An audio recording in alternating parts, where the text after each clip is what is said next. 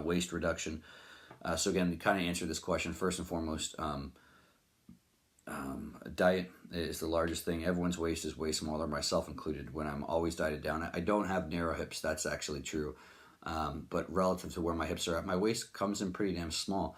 And it's just like, even when I'm so freaking, I get shredded, like 10 weeks out from a show, I am shredded in the front, you know, not patting myself on the back. I mean, there's very, very skin thin folds. I got veins in my abs, veins close to my obliques.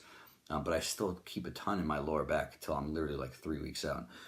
So lose more body fat, and then when you think you've lost enough body fat, then lose more body fat, and then when you're there, then lose a little bit more body fat, and that's how small your waist is. The rest is just awareness. So what does that mean? People say, well, how do I fix posture? And I say, all right, stand up as tall as you can. Get the roof of your, top of your skull towards the ceiling. And they stand up nice and tall. And I go, there you go, you fixed it. And they're like, no, but like, how do I fix it for good? And I'm like, well, do that, but more often. But like, no, like, how do I fix it? And it's like, that's the way you fix it. If you honestly think there's another answer, someone's lying to you. So when you make quick changes, when someone says, oh, I've got this, doesn't do that, and somebody does this touchy thing or these rubby things, or they do things with your eyes, or they reset things, and holy crap, there, it's fixed. They've done this magic trick. You've essentially tricked your nervous system. And I'm not saying that's a bad thing. That is a tool, and it can be a great tool. In my opinion, I've never seen it be a long-term fix. So things that trick your nervous system need to be trained. And so once you train them, oh, I've got this new range of motion, great, you did this trick. Even if it lasts weeks, eventually it's going to go away if you don't train it. Now, a trick may allow you to get somewhere, and then you just start training there on your own, and it stays there. But it wasn't the trick that did it. The trick that allows you to get there, and then you trained it, and then it stayed there. So that's a little bit of a side rant. But when you do these tricks, your nervous system tells your muscles to do something, and then they do it, or they allow them to do it. The same with posture. When I say stand up taller, that's your nervous system, your brain, your nervous system telling you to do this, and your body responds and does it. Now, how do you have that happen for a long period of time? Do it over and over and over and over and over and over and over. And that's that. If you honestly think it's a lack of tissue or muscle, people say train your back more. There's no amount of tissue that's just going to pull you right here. If that were the case, every single person that had 22-inch biceps or whatever would have to walk around like this. And you say, oh, well, their tricep balances out. Fuck that. That's the dumbest shit I've ever heard in my life.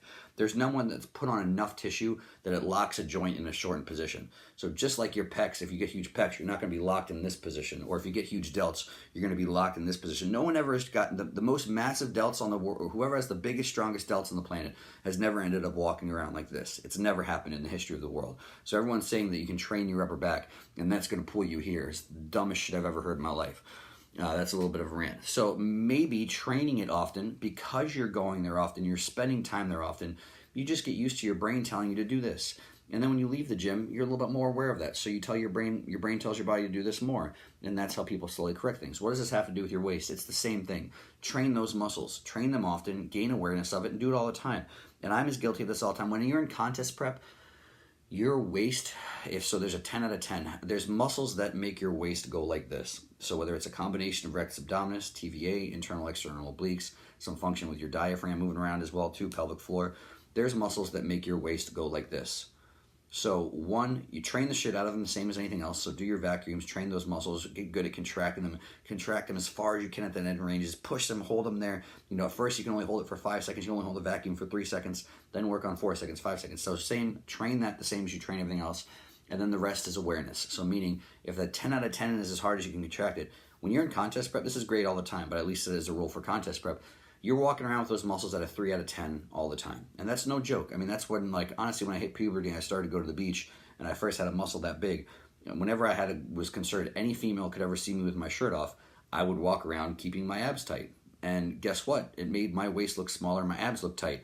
And again, the funny thing is, as I got older and I stopped caring about that, I'm just like, oh, fuck it, I don't want people to walk around thinking I'm trying to flex or act big or whatever. But it's a great thing to do for your waist, because the more you're aware of it, the more often you're going to be in that position. So when you see somebody on stage, aside from genetics, aside from being extremely lean, this is the lie of bodybuilding.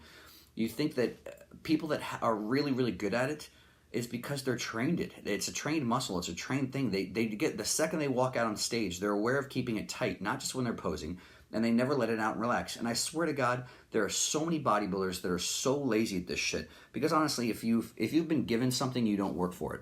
When someone's been given hips this big and a waist this big, and over time, they've never had to work on it. They never trained it. They never had to wear it. They just had the smallest waist when they were 12. They had the smallest waist when they were in high school. They had the smallest waist whenever.